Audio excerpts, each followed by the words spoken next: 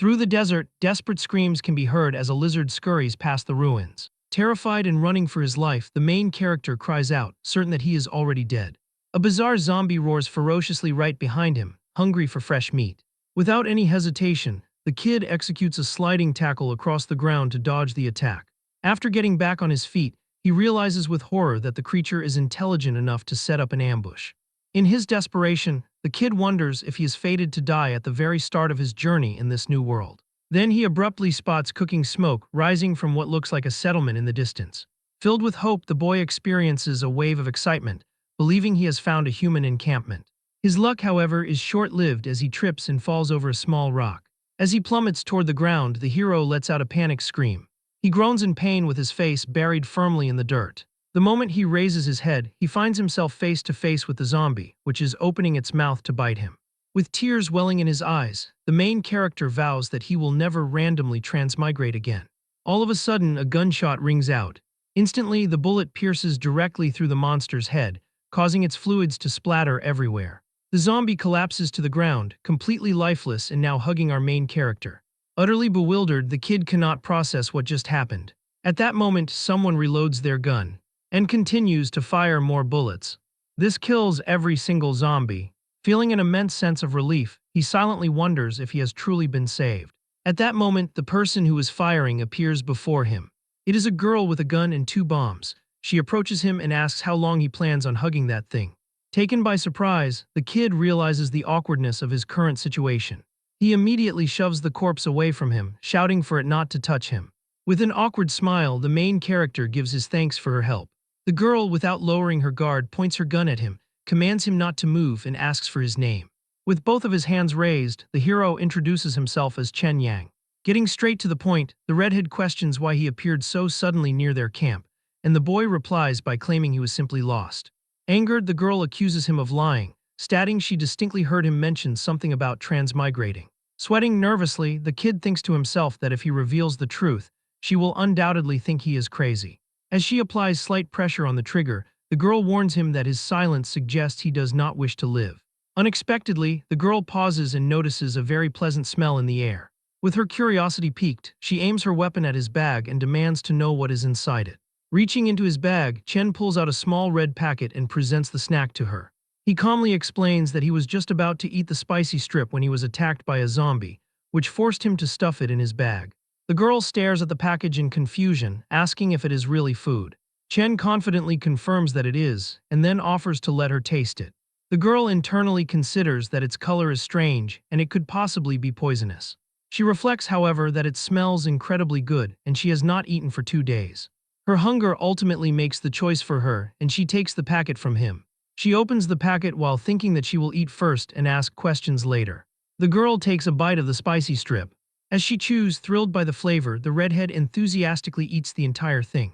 Utterly won over, the girl thinks about how delicious it is, noticing the aroma of flour and oil mixed with seasonings. A smirk appears on Chen's face as he thinks that in the apocalyptic wasteland, no one can refuse food. Previously, Chen was just an ordinary, run-of-the-mill office worker. A few days ago, he was abruptly fired from his company, which meant he lost his source of income. He departed from the company with a box of his belongings, having no clear direction. Back at his home, he started to open a box of snacks he had purchased online. Unexpectedly, he found a strange ring inside the box. The moment he put the ring on, his body started to distort as if it were made of static. He opened his eyes in confusion and saw that he was in a completely devastated environment. Immediately, Chen spotted a huge rat devouring a dead person. Horrified by the sight, he screamed, wondering aloud where he was. The noise alerted the beast, which turned around with glowing red eyes and let out a terrifying screech. In a state of desperation, Chen shut his eyes and shouted with all his might that he wanted to go home right now. A blinding light shone from the ring as its magic activated once again, pulling the boy back. He landed on the floor of his bedroom and opened his eyes in complete shock. Gazing down at his hand, he realized that the ring permitted him to travel freely between reality and the apocalypse. Based on his years of experience watching anime, the boy quickly came up with a plan. He came to the conclusion that food is the ultimate currency in the apocalypse. He understood that as long as he could properly use this ability, he could reach the peak of his life, a thought which he celebrated with a loud laugh. Returning to the present, the girl finishes eating the snack, mumbling with satisfaction. Feeling awkward, she admits that she ate the whole thing. Overcome with embarrassment, the girl apologizes, explaining it was simply too delicious to resist, but Chen tells her that it is okay. The boy informs her that the organization he belongs to has plenty of food but lacks many other things, which is why he was sent to trade for supplies. Shocked, the sniper asks if there is truly an organization in this world that does not lack food, and Chen replies by asking if she is not looking at one right now. Excited, the girl then asks if he would be willing to hire her, mentioning that she is very familiar with the area. She promises that whatever he wants to trade food for, she can help him find, and that her commission is just 15 packs of that spicy strip per month. The main character considers her offer, saying that it is not impossible, but he still knows nothing about her. The girl asks what he wants to know, and he first asks for her name, learning that she is called Li Lu. He then asks about her gender, and the redhead responds by asking if he cannot see for himself. Following that, the boy asks her age, and the girl claims she is 19, which makes him think to himself that she is completely legal and his type. Chen expresses his disbelief that she is 19, remarking that for someone living in the apocalypse, her nutrition seems a bit too plentiful. He then lets out a light cough. Considering her size, he makes the decision to hire her for a monthly salary of 15 packs of spicy strips. Overjoyed, the girl thanks him and calls him boss. Chen then asks, out of curiosity, if she ever considered just taking him out and stealing the food. Li Lu replies with a smile that she is not stupid. She explains that she understands the difference between a single full meal and being full after every meal. Ready to start, the girl tells her new boss to follow her, and she will lead him to the camp. Soon, Li Lu announces their arrival at the camp, which she identifies as Grey Rat District D. Observing the ruined surroundings, Chen is spooked and thinks to himself that this place is worse than a slum. He decides that being here presents an opportunity to try and get something valuable. While they walk through the alleys, they draw the notice of the local inhabitants. The survivors stare at the pair with lethal glares, their faces filled with deep suspicion. Lee tells her boss that he should not be nervous, explaining that it is common for everyone to be wary of outsiders. They eventually reach the front of the girl's home, where she extends an invitation for him to enter and rest for a while. With ulterior motives in mind, Chen privately expresses his excitement at the prospect of seeing a pretty girl's home. Reality strikes him hard, however, when he is confronted by a dark and messy dwelling. Completely shocked, Chen remarks on how simple her lifestyle is.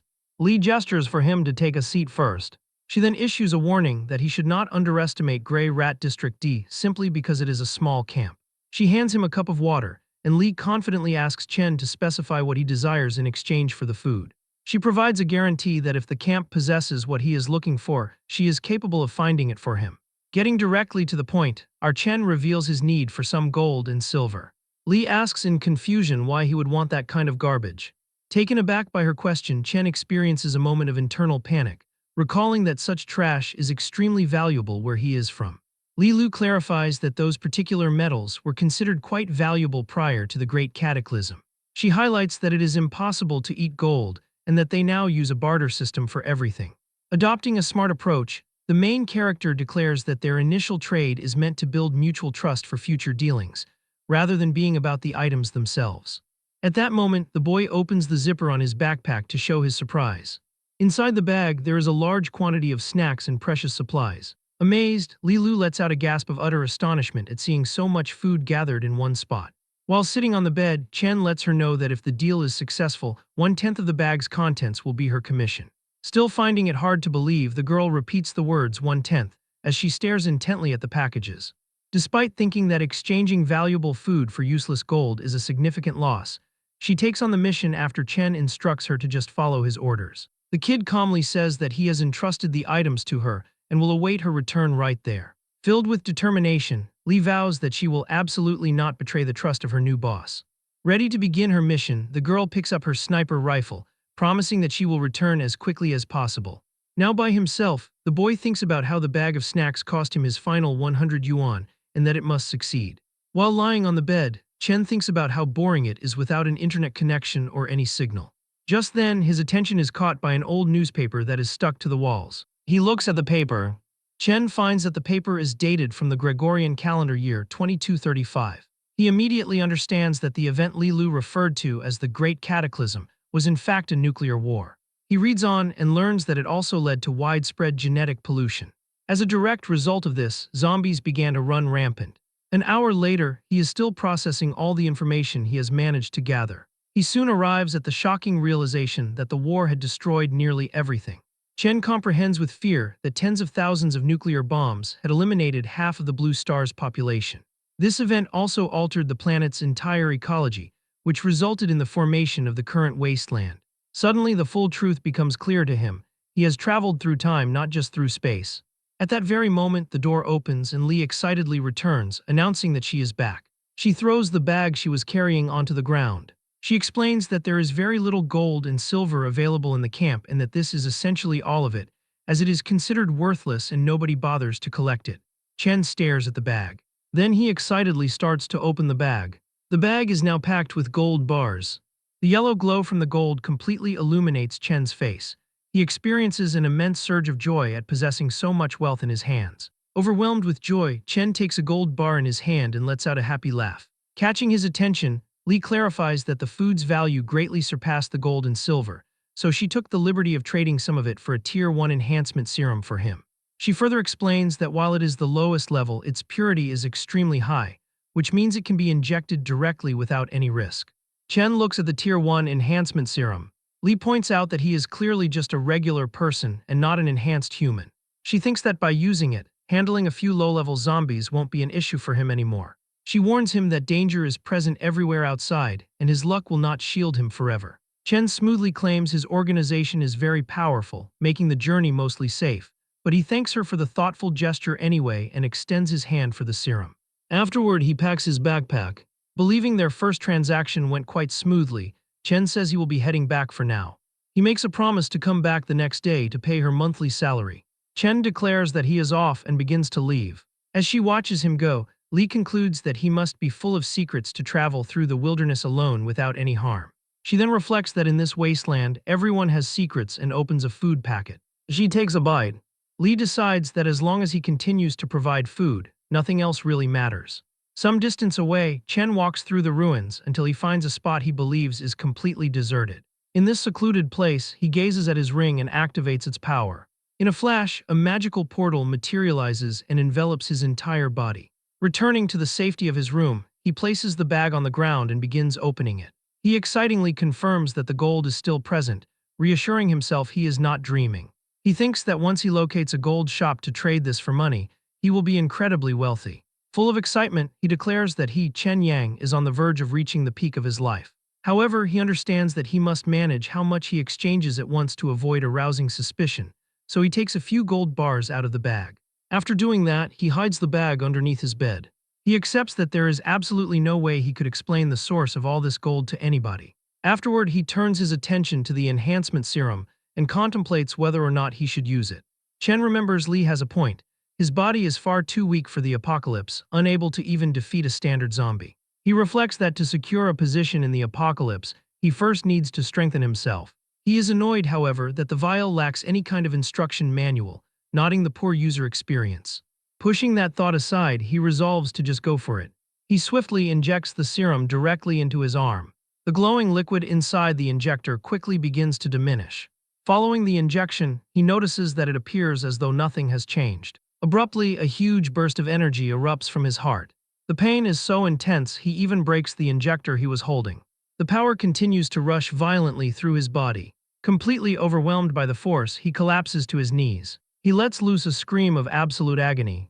Lying on the floor, it feels to him as if every one of his muscles is being ripped apart. The crimson energy keeps coursing violently throughout his body. He screams once more as the excruciating transformation carries on. Breathing heavily, he manages to get back to his feet, wondering if the torturous ordeal has finally concluded. Staring at his reflection, he asks himself if this powerfully muscular body truly belongs to him. He comments that his muscle definition is now impressive enough to challenge Arnold's. He marvels at how doomsday technology works, noting the effect is incredibly powerful and did not make his head pointy. Recalling that Lee mentioned this was only the lowest level serum, he wonders if a higher grade version could transform him into One Punch Man. Suddenly, a woman's voice calls out for Chen Yang to help her with the door, to which he replies that he is coming. He opens the door and finds a woman who is apologizing for having forgotten her keys. This is Shuya, his roommate and an 18th tier actress. Chen tells her that there is no need to be so polite since they are roommates, but as she gets a look at him, Shuya becomes utterly frozen, staring in a trance at his amazingly defined chest. A silly smile appears on Shuya's face as she lets out a mischievous giggle. Completely confused, Chen waves his hand in front of her face, trying to get her attention. Blushing a deep red, she compliments Chen's physique, stating she had never noticed his muscles before. Shuya steps closer with ulterior motives, asking if he found out she failed her audition and intentionally came to comfort her. Utterly shocked, Chen backs away in fear and immediately denies her insinuation.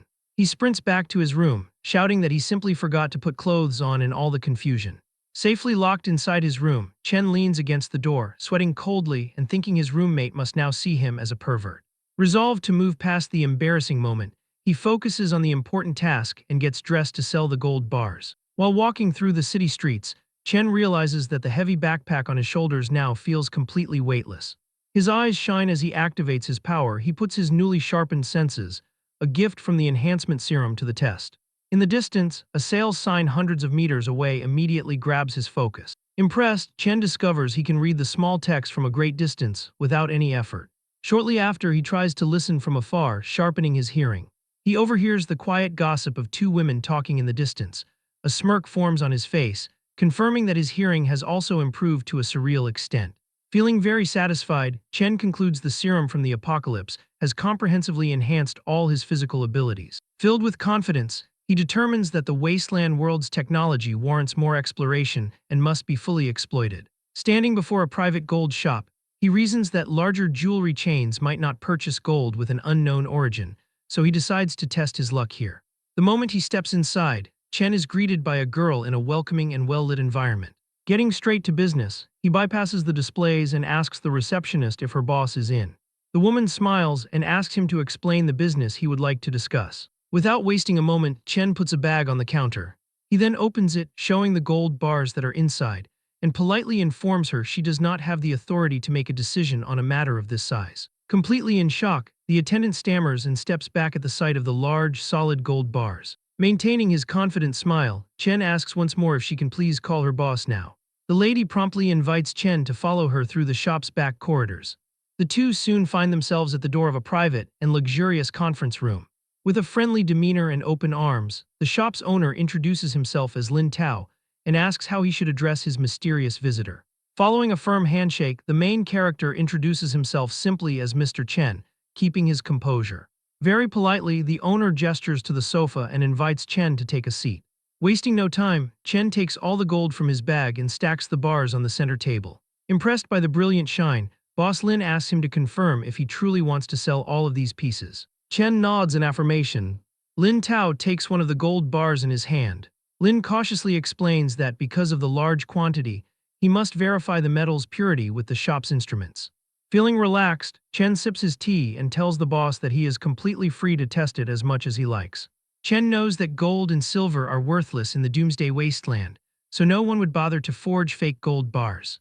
The boss quickly uses a high-precision instrument to check each of the gold bars. Startled by the result on the screen, the man's eyes widen as he sees that the purity is a perfect 99.99%. Sitting calmly, Chen smiles and asks what the results of the test are. Lin praises the material's excellent quality and makes an initial offer of 400 yuan per gram. Caught by surprise, Chen grips the cup in his hand, cracking it slightly as he does his best not to reveal his shock. Performing a quick mental calculation, he determines that each bar is 1 kilogram, meaning the three of them combined will earn him a total of 1.2 million. Astounded by the sum of 1.2 million, Chen nearly loses his composure as he realizes the massive fortune he is about to receive in an instant. However, Lin immediately throws a bucket of cold water on the mood, asking for a formal invoice for all the gold. Without breaking his composure, Chen offers a peculiar smile and admits he does not have one, but he assures Lin the source is completely clean and will not cause any problems. Lin suspiciously explains that words are not proof, and purchasing such a large batch at once carries a significant risk for him. At this, Chen slams his cup on the table, putting a stop to Lin's performance. Getting straight to the point, Chen stands up and tells him he prefers being direct, so they can skip the sales pitch designed to lower the price. Firmly, Chen tells Lin to state his final price. He says if the offer is acceptable, they have a deal. If not, they can simply consider it making a friend, as he takes the gold bar back from Lin's hand. Slightly embarrassed, Lin realizes Chen has not fallen for his merchant tactics, and while pretending to take a loss, he offers 280 yuan per gram for a total of exactly 840,000, prompting an internal celebration from Chen. An alert on his phone screen confirms the deposit of 840,000 yuan into his account. Pleased with the deal, Chen confirms the money has been received. Immediately after, Lin mentions that if Chen has more goods to offload, they can continue their business relationship. Out on the street, Chen thinks about how he just made over 800,000 from only 3 bars of gold. Wild with excitement, he imagines the incredible fortune awaiting him if he sells the rest of the contents of his backpack. With a joyful leap, Chen declares that the young master is finally a rich man. Shortly after, he gets back to his residential compound. Inside, his other roommate named Dandan is looking for her phone, and Shuya tells her that it is on the coffee table. Dandan picks up her phone. She then begins to leave just as Chen runs into her.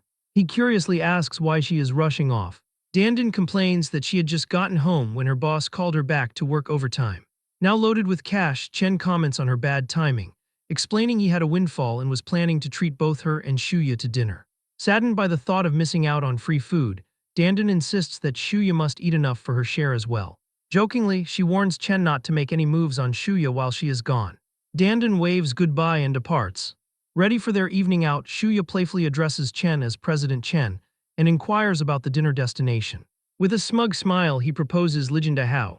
Shocked, Shuya asks if he is joking, knowing it is a 5-star establishment, but he confirms he is serious. Showing off, Chen arranges to meet her later before heading back to his room. With no time to lose, he retrieves the bag from under his bed. Focused on his mission, Chen decides he needs to exchange the rest of the dozen gold bars today. Throughout the afternoon, Chen travels to various locations around the city. In one luxury store, he finalizes a deal, shaking hands with another manager. He then completes another sale with an old lady. Without a break, Chen exits another jewelry store following yet another successful transaction. His eyes shining, he opens his banking app, revealing an astounding account balance of 4 million. With his arms raised high, Chen thanks the apocalypse for having changed his life. In his moment of celebration, his phone rings. It shows the name of his friend, Guangzi. Chen answers the call while walking, asking if his brother called so suddenly because he missed him. On the other side, while working, Guangzi worriedly asks why he hid being fired and offers him money for rent, proving to be a loyal partner ready to help in tough times. Standing in the middle of the street, Chen hears the offer and is touched by his friend's words. However, he laughs and declines the money, boasting that he, Chen Yang, is now rolling in cash. Suspicion then arises, and Chen questions how the news about his job loss spread so far. A bit embarrassed, Guangzi gulps before revealing the true source. He puts down his pen and stops his work. Feeling cornered, he discloses that it was Chen's ex-girlfriend, Feng Jia, who asked him to help out. Chen is surprised by this information. In an attempt to help his friend, Guangzi suggests that Feng Jia might still have feelings for him and asks about the actual reason they separated. Staying honest, Chen explains that her mother required a partner who could afford to buy a house in Daijing, especially considering his family's circumstances. Faced with this cold reality, Guangzi sighs and declares that it only strengthens his choice to remain a single dog for his own tranquility. Completely switching the subject, Chen wonders how Feng Jia even found out about his current troubles, since he has not spoken to her since they broke up. Guangzi reveals it was a wealthy second-generation kid named Jiang Jinglong who told her, nodding that the guy has always been interested in Feng Jia. To make matters worse, Guangzi adds that Jiang Jinglong supposedly bought shares in Chen's old company and specifically requested for him to be fired just to target him. Suddenly surrounded by a flaming aura, Chen declares that it is good to know exactly how it happened, swearing that this petty humiliation will not be ignored. Concerned by the silence, Guangzi begs Chen to stay calm and tells him not to do anything stupid. Getting back to his usual self, Chen gives a mocking smile and asks if his friend really thinks he is the type of person to do something reckless. Feeling relieved by the answer, Guangzi says that is good then and mentions he is hanging up first before ending the call with a laugh. Chen says goodbye. He grips his fist tightly, thinking to himself that Jiang Jinglong is truly shameless. Realizing the time, Chen notes that it is getting late and he needs to hurry to the hotel. Utilizing the physical power from the enhancement serum, Chen powerfully sprints through the streets, leaving a trail of dust behind him. Eventually, he arrives at the entrance of the hotel. Looking around the entrance, Chen wonders where Shuya is, since she told him she was nearly there. Just then, a black luxury car pulls up to the curb. Shuya steps out of the vehicle and calls out to Chen Yang. Shuya mentions that she kept him waiting. Bystanders are stunned by her beauty, whispering that she looks like a celebrity. Standing frozen, Chen stares at her until Shuya asks why he is spacing out. Rubbing his neck awkwardly, he tells her that after living together for 3 months, he never realized she was actually this good-looking. Shuya explains that since he is treating her to such a high-end place, she wanted to look respectable so he would not lose face. Unbothered, she takes his arm, causing him to ask what she is doing. Smiling, she tells him it is just social etiquette and asks why he is getting so nervous. They sit at a table together, and the waiter provides the menu for them. Shuya opens the menu to decide what she wants to eat. Shocked by the prices, Shuya thinks to herself that everything is way too expensive. Chen ignores the cost and orders one of each of the 3 signature dishes and 2 Dungeness crabs. Panicked, Shuya whispers that 2 Dungeness crabs cost 1,000 yuan and asks why he ordered such expensive things. Chen tells her not to worry, claiming he is very flush with cash and can afford the meal.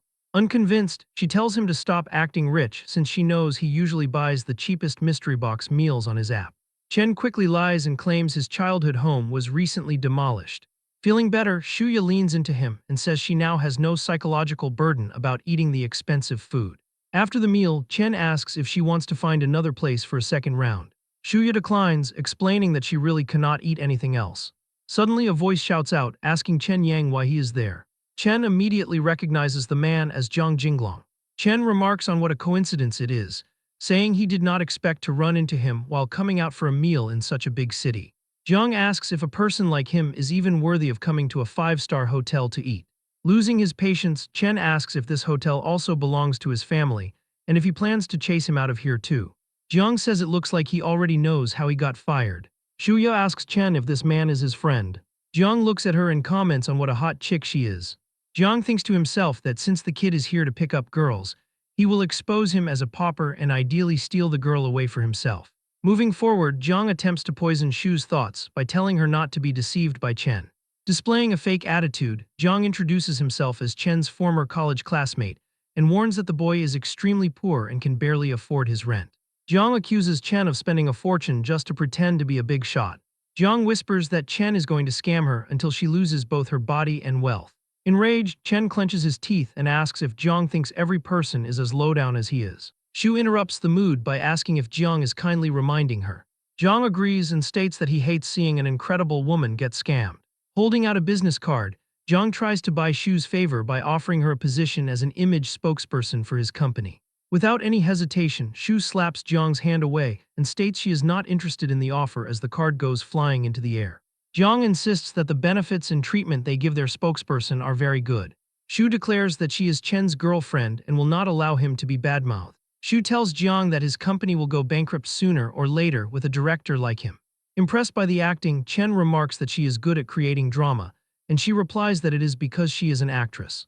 The pair turns their backs to leave as Shu tells Chen not to waste time on trash. Consumed by hatred, Zhang watches them disappear while calling Shu a stinky woman who is blind to fall for Chen. Zhang continues to curse Chen and calls him a piece of dog shit, just as a woman calls out his name. Leaving the hotel, Feng Jia asks if Zhang can take her home now. Zhang tells Feng Jia not to be in a rush because he booked a table at a bar and asks her for more drinks, but she refuses by saying she is not interested. While leaving, Feng Jia says she will transfer the money for tonight's meal, leaving Zhang shocked by her words. Without looking back, Feng Jia approaches her vehicle and ignores Zhang's shouts from behind. She enters the car and leaves. Left behind, Zhang watches the car vanish into the city streets. Zhang is outraged over the humiliation he just endured. At night on the bridge, Chen and Shu enjoy a quiet walk while she remarks that the guy was really annoying. Leaning on the bridge, Chen confesses that running into that idiot helped him think clearly about something. Curious, Shu asks what he is referring to. Chen explains that after suddenly having money, he was trying to decide what field to build a career in. He shouts that he has found the perfect solution to his problems. Chen declares he is going to open a game company to completely defeat Zhang. Shu tells him to be calm since starting a business is risky and he should not act on impulse. Chen tells her to relax and just watch the show. A short time later, they arrive at Chen's residential compound. While in the shower, Chen reflects on the risks of his activities and concludes that as his assets increase, it will eventually attract attention and investigation. Chen notes that he must have a corresponding career in this world to legalize his earnings. He leaves his bathroom, and he hops onto his computer. Remembering Li's words, Chen considers that the wasteland's greatest advantage is its technology since it has only been 10 years since the cataclysm. Chen envisions the chance to find experts in various fields within the apocalypse. He thinks about completing a recruitment deal in the wasteland where he can hire geniuses for the cost of 15 packs of spicy strips. He imagines his user graph rising and notes that using technology from 200 years in the future to make a cross-era game is simply too easy. Chen spends the following morning sorting out the registration paperwork for his new company using his phone. Satisfied with the speed of the application, Chen thanks the agent over the call and moves to the next phase of his plan. Chen sets aside the legal bureaucracy to focus entirely on securing a food supply for his future wasteland employees. Chen feels the pressure of the task and swears he will stock supplies to the ceiling before he returns to the radioactive desert. Pushing a shopping cart, Chen enters the market prepared to clear out the store. Package in hand, Chen carefully inspects the production date to avoid any items that might raise suspicion in the future. He continues to push his cart forward and approaches a meat counter where a lady is currently working. The woman asks what specific items he wants to purchase. Chen declares that he needs 50 catties of pork in a single order. Completely in a state of panic, the woman is shocked by the large request. Half an hour later, Chen adjusts his posture and notes that this haul should be sufficient for the time being. Chen has filled his cart with 20 catties of potatoes, corn, and Chinese cabbages. After some time passes, he arrives at his home carrying several large boxes, and he sets them down onto the ground. Chen appreciates his recent physical enhancement, but finds this level of manual labor to be troublesome. Chen reflects on the logistical problem and warns that moving food to feed dozens or hundreds of people in this manner will be impossible. Suddenly, the ring on Chen's finger activates and begins to glow with a golden light. In an instant, a flash of light appears and swallows the boxes as if they were nothing, leaving Chen unable to understand what just happened at first. He looks down at his ring and realizes something significant is occurring. He closes his eyes and tries to mentally activate the power of the ring. As he does that, the boxes suddenly appear out of nowhere. He becomes overjoyed as he realizes that the boxes are stored inside the ring. To test the ability one more time, he activates the power and shouts the command to summon, and all of the boxes reappear in the room. After that, he uses the command to retrieve, and all of the boxes disappear again. Chen realizes that the ring does not only have the power to traverse worlds, but also contains an interdimensional storage space. He becomes extremely happy and gives a big kiss to his golden ring. And he calls the jewelry the greatest blessing in the entire universe. With that, he shouts out that it is time to go to the apocalypse. Instantly, he disappears from the room, and he is transported directly back to the apocalypse. After arriving there, he begins to take the boxes out from his ring.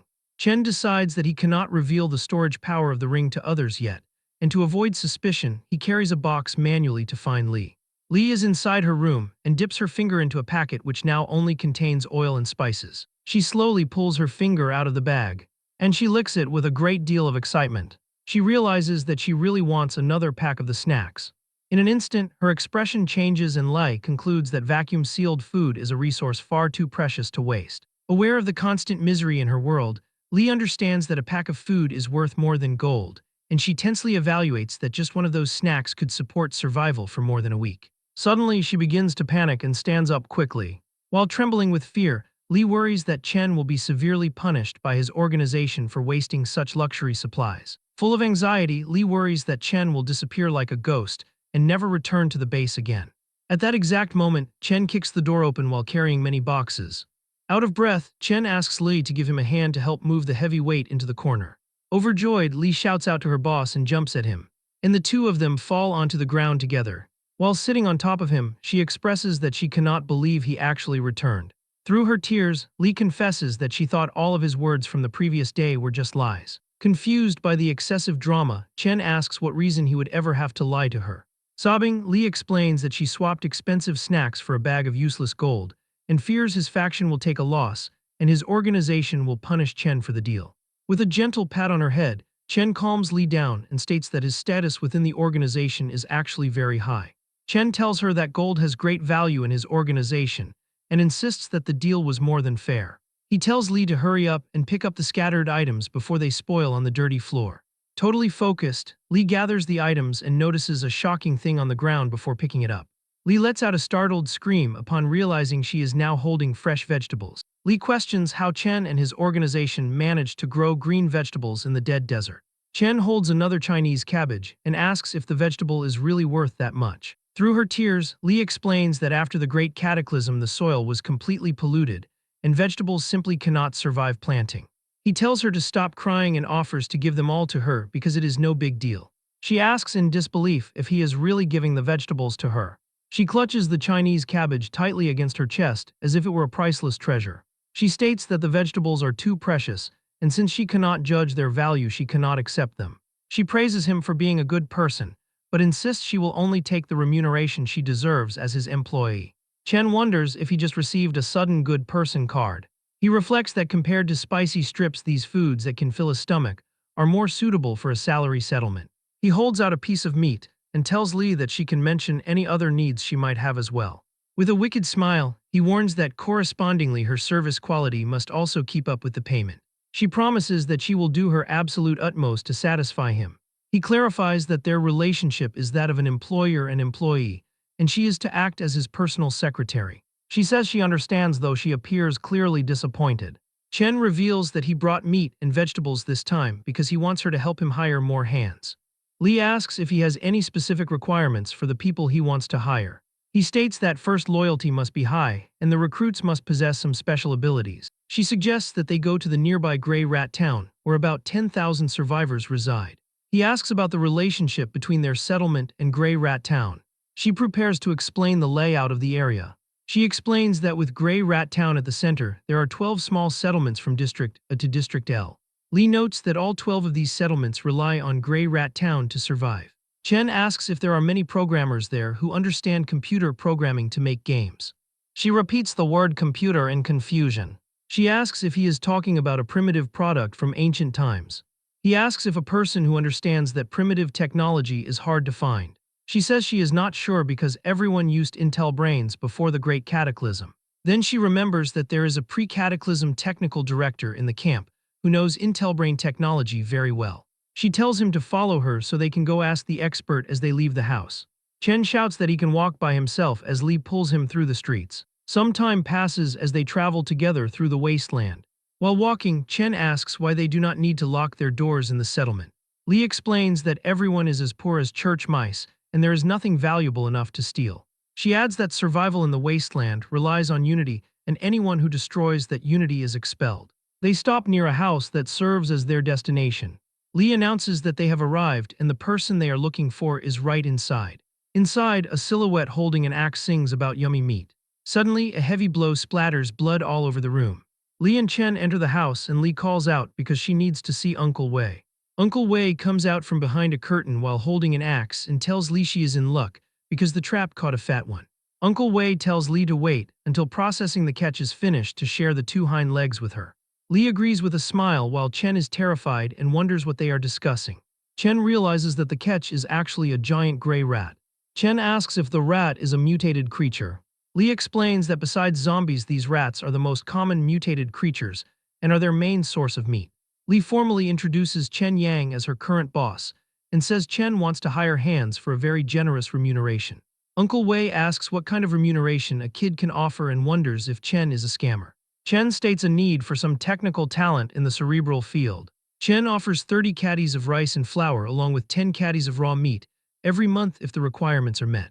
Uncle Wei is shocked and asks if the offer of rice and flour is serious. Chen confirms it is true and even offers to advance the salary if Uncle Wei is worried. Uncle Wei asks Lee if Chen is being serious about the payment. Lee tells Uncle Wei not to worry because the meat can be given immediately if Chen nods. Uncle Wei grabs Chen's hand and laughs, claiming to be the person who understands Intel brains the best in Grey Rat District D. Chen clarifies that Uncle Wei misunderstood because the project has nothing to do with Intel brains. Chen asks if Uncle Wei knows anything about personal computers from ancient times. Chen explains that what is actually needed is someone who understands that primitive technology. Uncle Wei appears confused after hearing about a computer.